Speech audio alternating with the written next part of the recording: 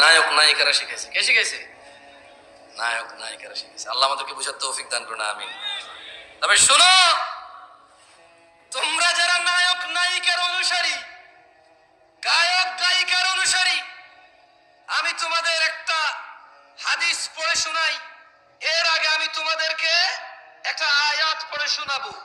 আল্লাহ বলছেন, মাইয়ুতির রাসূল, যে রাসূলের অনুসরণ করে, রাসূল যেভাবে ভালোবাসে সাল্লাল্লাহু আলাইহি ওয়াসাল্লাম, রাসূল যেভাবে ঘৃণা করে সাল্লাল্লাহু আলাইহি ওয়াসাল্লাম, তিনি সাল্লাল্লাহু আলাইহি ওয়াসাল্লামের যে অনুসরণ করে, ফাকাদ আতা আল্লাহ,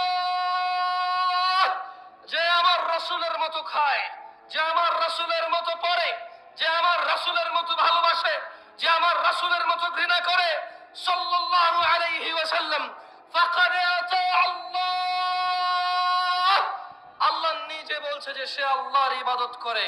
ওয়ামান তাওয়াল্লা, আর যদি কেউ রাসূলের অনুসরণ থেকে মুখ ফিরিয়ে নেয়, ওর নায়কের মতো দেখতে হবে শেভ করে, ওর গায়কের মতো দেখতে হবে শেভ করে, ওর চুল এমনি এমনি কাটবে, অমুক খেলোয়াড়ের মতো দেখতে হবে।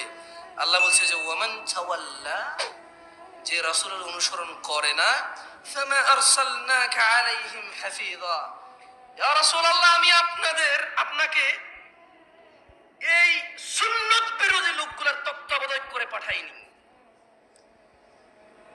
দ্বীন হচ্ছে আল্লাহর কাছে একমাত্র ইসলাম। তাহলে দ্বীন কি?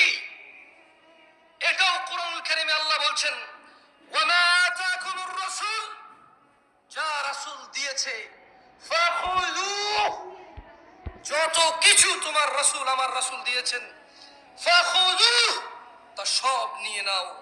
ওয়ামা নাহাকুম আন, যত কিছু থেকে নিষেধ করেছে, ফান্তাহু, তা থেকে তোমরা বিরত হও। ওয়াত্তাকুল্লাহ ইয়া নাস, তোমরা আল্লাহর তাকওয়া অবলম্বন করো। ইন্নাল্লাহা শাদীদুল ইকাব, নিশ্চয়ই আল্লাহ শাস্তি দানে অনেক কঠোর। তিনি ভাই